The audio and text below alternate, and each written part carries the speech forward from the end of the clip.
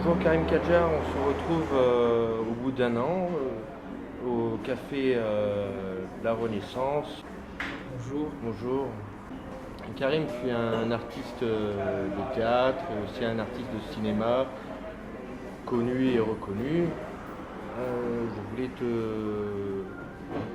voulais te remercier pour cette interview que tu nous accordes aujourd'hui pour le Persian Art Market. Karim, racontez-nous alors depuis cette année, qu'avez-vous fait? Depuis la dernière fois qu'on s'est vu, c'est ça. Depuis la dernière fois, j'ai travaillé, j'ai fait pas mal de théâtre. J'ai travaillé avec une équipe en Suisse avec laquelle je travaille régulièrement. C'est la compagnie STT, Super Trop Top. Le metteur en scène s'appelle Dorian Rossel. Et nous avons adapté les minutes d'un procès. Il y a eu un fait divers en France qui s'est passé en 2005 ou 2006. C'était connu sous l'affaire des bébés congelés. Oui, absolument. Les bébés congelés, ça s'est passé à Séoul, une famille d'expatriés français. Le mari retrouve 2 bébés dans son congélateur pendant que sa femme est en vacances en France. C'est une histoire vraie, bien sûr. Oui, on s'en souvient, ça avait fait toute une affaire, c'était passé aux infos. Dans le monde aussi de la diplomatie internationale, ça avait fait un assez grand, beaucoup de bruit. Beaucoup de bruit, oui. Et donc il y a eu un réalisateur qui s'appelle Jean-Xavier de l'Estrade qui a adapté une première fois les minutes du procès. C'est quelqu'un qui a l'habitude de faire ça. Il a déjà fait une série qui s'appelle Soupçon, qui est sur un procès aux États-Unis. Il a gagné un Oscar, cet homme-là aussi, pour un documentaire qu'il avait fait aux États-Unis sur un noir qui était dans un procès, qui était un coupable idéal. Et donc le documentaire est très beau. Et il a fait cette adaptation, il a fait un documentaire sur le procès des courgeaux. Et nous, on est reparti de ce documentaire pour re-questionner ça au théâtre. Parce que c'est un autre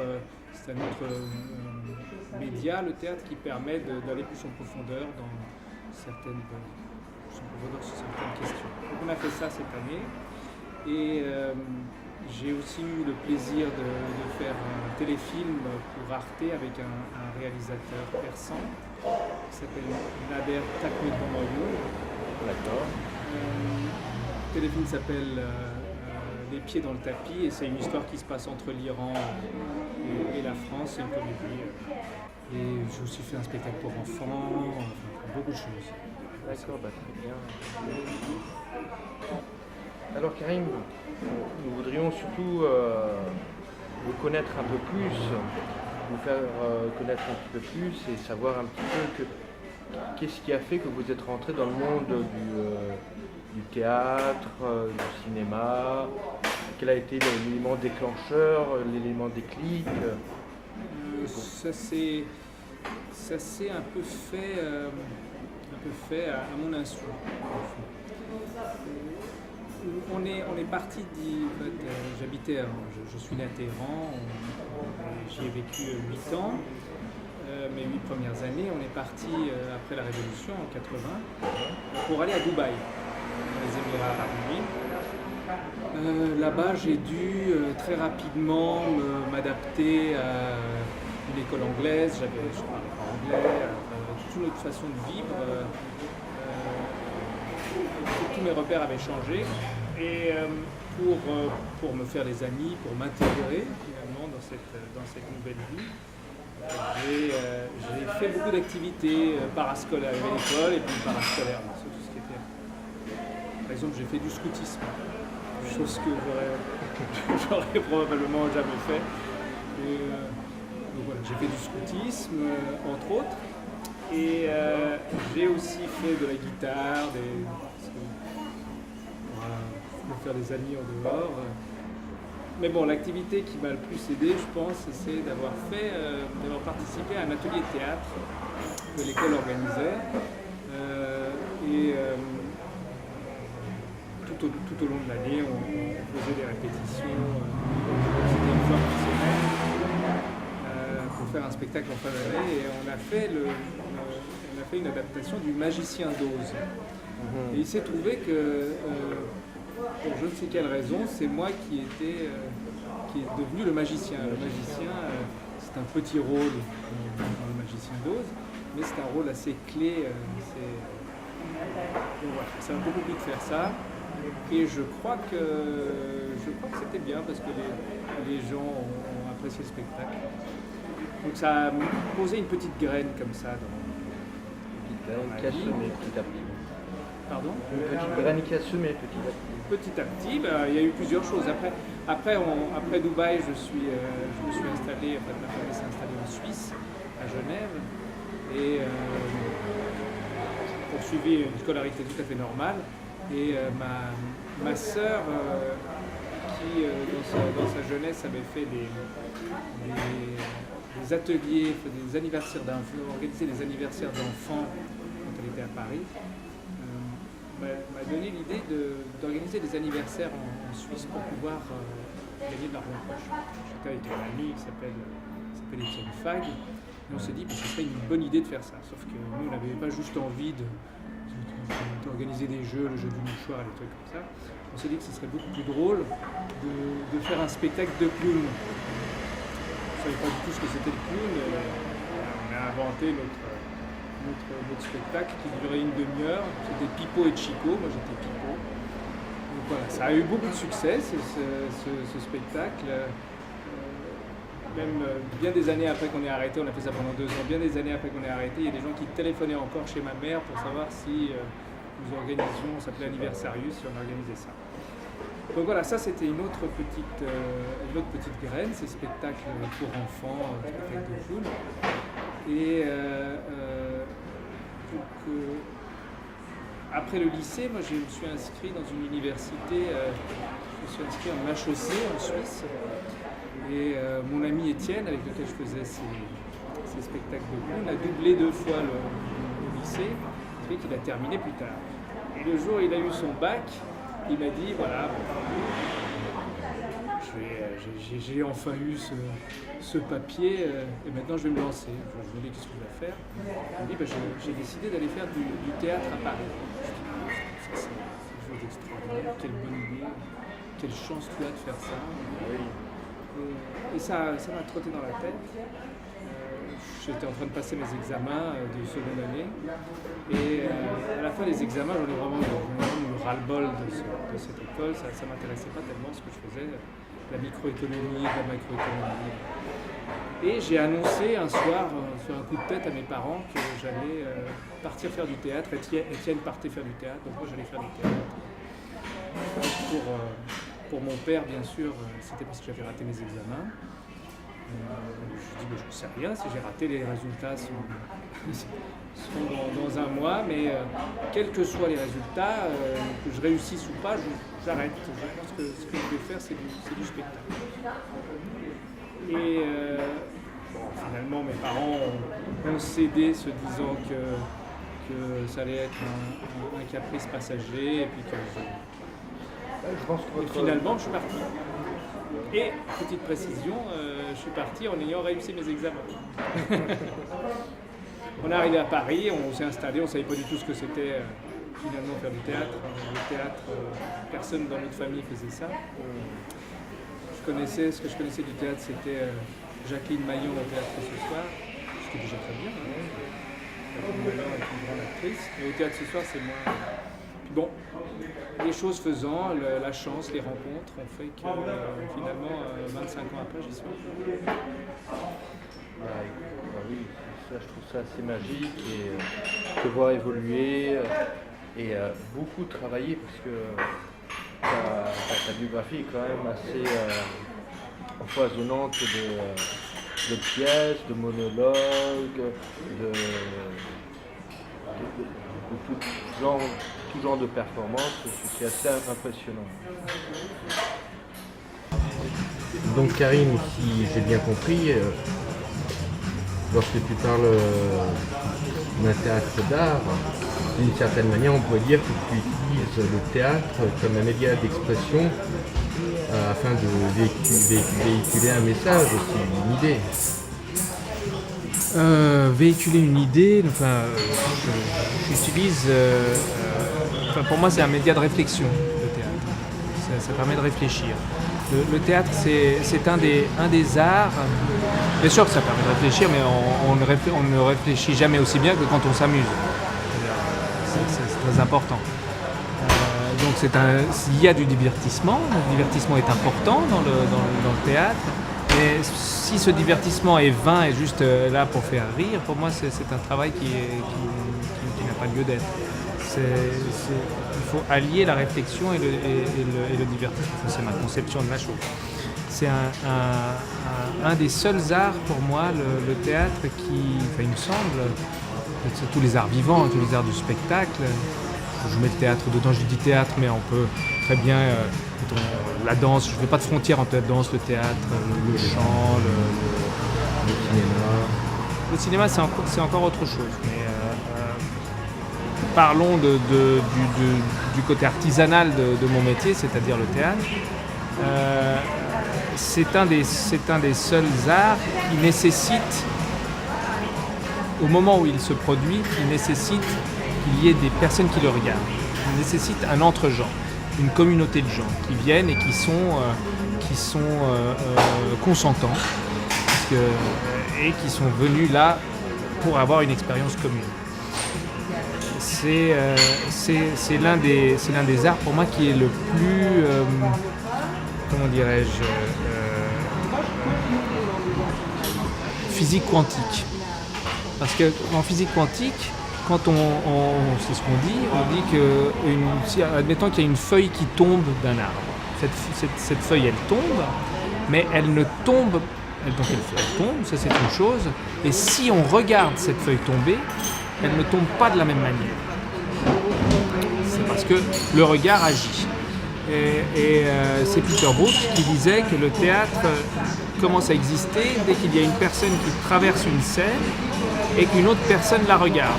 S'il n'y a personne qui le regarde, l'acteur n'existe pas, le théâtre n'existe pas. Donc c'est quelque chose qui se fait en commun. Donc véhiculer des idées, moi je ne fais pas de politique en faisant de l'art, j'essaye de parler de l'humain et de comprendre notre société. C'est une façon de mieux nous comprendre. Si on se comprend mieux en tant qu'être humain, je pense qu'on arrive à mieux vivre en commun. Disons que c'est plus une démarche anthropologique alors. C'est une démarche anthropologique, oui, c'est un chemin initiatique. C'est une connaissance de soi, connaissance de l'humain, connaissance de... Alors on peut apprendre à se connaître dans le drame, comme on peut apprendre à se connaître dans la comédie ou dans le... Mais il faut qu'il y ait cette espèce de quête de l'humain, retrouver l'humain quelque part. Mon art est essentiellement basé là-dessus. Chercher la vérité, l'émotion humaine. Et donc à ce moment-là, on transmet cette chose-là au public et le public nous en donne aussi. C'est-à-dire qu'on est tout le temps en rapport avec le public. Si le public regarde d'une certaine manière, il va forcément influencer la représentation. Et il la teinte d'une certaine manière. Et c'est cet échange-là qui est passionnant et cet échange-là nous fait grandir, à mon avis, s'il est bien fait. Donc je ne pense pas véhiculer un message, j'espère véhiculer de l'humain. Et de l'humain dans le sens pur du terme, c'est-à-dire le partage des choses. Je vais aussi vous demander, en tant qu'artiste, est-ce que vous avez un engagement social ? Un engagement social un engagement social au sens aider des personnes démunies ou... non, je n'ai pas un engagement dans ce sens-là. Par contre, j'ai un engagement dans l'humain. Si je fais du spectacle, si je fais du théâtre, si je fais un métier artistique, c'est parce que j'ai l'impression que j'ai une foi dans l'homme et une foi dans sa capacité à grandir, dans sa capacité à créer, à vivre ensemble. Et le théâtre pour moi est un média pour faire ça.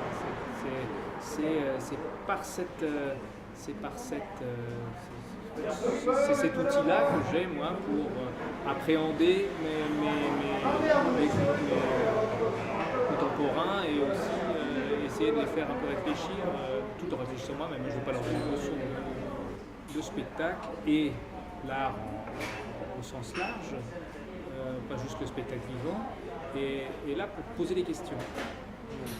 Et donc quand on pose des questions, c'est une façon de demander aux gens d'y réfléchir. C'est une façon de les amener à réagir face à une chose et à se poser d'autres questions. Donc pour moi, le travail artistique nécessite cette petite chose qui est qu'elle doit susciter la curiosité et amener la personne en face à réfléchir. Sinon, c'est pas intéressant. Après, il n'y a rien de tel que de réfléchir en s'amusant et en rigolant. Donc ça ne veut pas dire qu'il faut faire essentiellement des pièces ou des choses tragiques, sombres. Non, on peut tout à fait s'amuser et je pense qu'on apprend même beaucoup mieux en rigolant. C'est pas parce que c'est drôle que c'est pas sérieux. Au contraire. Est-ce que parfois vous considérez l'art comme une arme de bataille? Non, une arme de bataille. Malheureusement, j'ai la triste conviction que les armes de bataille aujourd'hui, qui sont des armes de destruction plus ou moins massives, sont beaucoup plus fortes. Regardez ce qui se passe en Syrie aujourd'hui, où on détruit des temples millénaires, des endroits du patrimoine de l'humanité, la culture qui est à Palmyre, voilà, qui est dynamitée comme ça. Donc je ne pense pas que ce soit une arme de bataille. Je pense que l'art en général est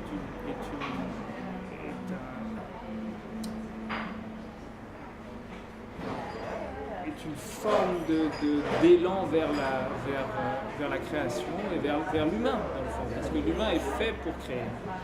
On est là pour inventer des choses et avancer. Une autre question assez fondamentale, quelle est votre relation avec la culture? La culture,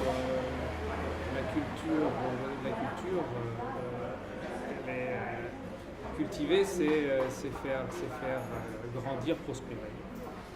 On fait ça comme les paysans savent très bien faire. Et la culture en général, pour moi, c'est fondamental. Mais il ne faut surtout pas qu'elle soit uniforme. La beauté de la culture, c'est qu'elle est multiple. Je pense que la culture n'est intéressante que si elle est multidimensionnelle, pluriforme. On en a déjà parlé, c'est une histoire de biodiversité. La biodiversité, elle est fondamentale pour nous. Elle est fondamentale et nous, tout ce qu'on est en train de faire avec notre société, c'est qu'on est en train de la réduire à néant.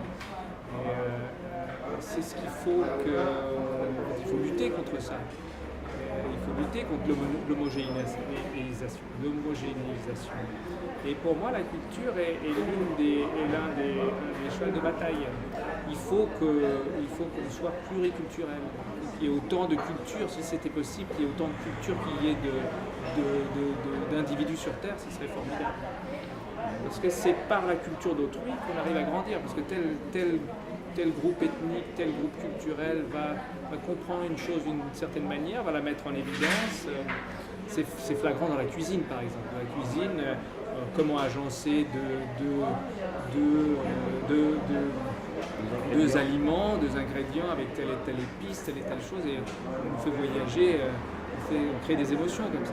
Donc la culture, il faut que ce soit multiple, sinon c'est pas intéressant. Il faut surtout lutter contre la culture nivelée et tirée vers le bas. C'est assez contre-courant de ce qui se passe en ce moment avec cette espèce de culture de masse qu'on essaie de développer. Oui, mais ça c'est essentiellement, c'est le problème de la récupération de la culture par une société mercantile. Ça c'est un grand souci. Après, il faut que chacun d'entre nous, on est responsable de ce qu'on fait, de ce qu'on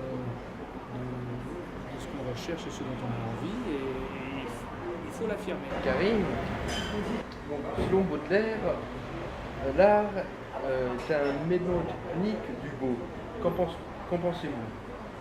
L'art est un mnémotechnique du beau. Un mnémotechnique du beau. C'est-à-dire que c'est une façon de se souvenir du beau. C'est ça ce que veut dire.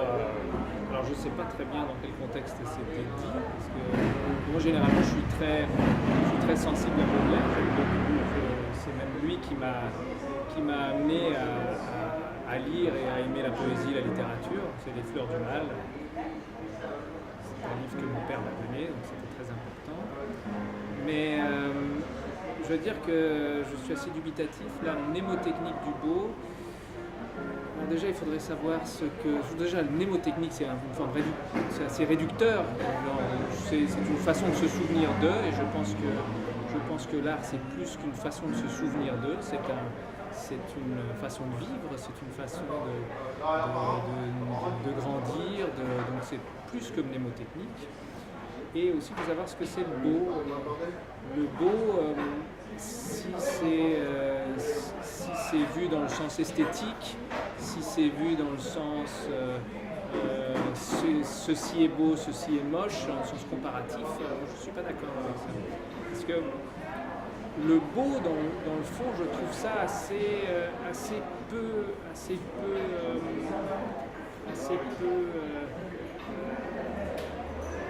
inspirant. Parce que si on y met derrière le beau, la beauté, quelque chose d'assez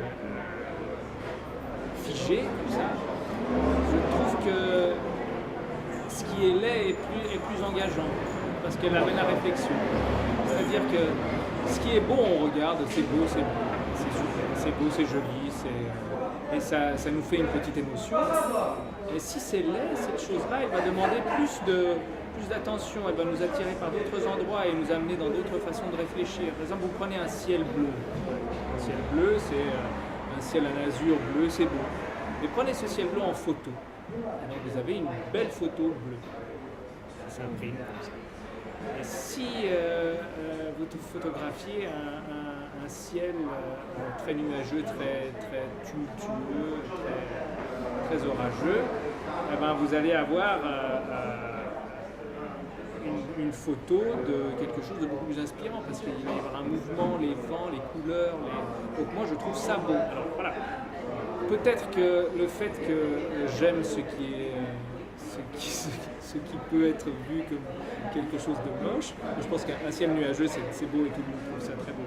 Mais par exemple, j'ai été souvent intrigué par ces artistes dada et post-dada. Par exemple, cet artiste qui a mis sa merde dans une boîte de conserve et qui vendait ça comme artist shit.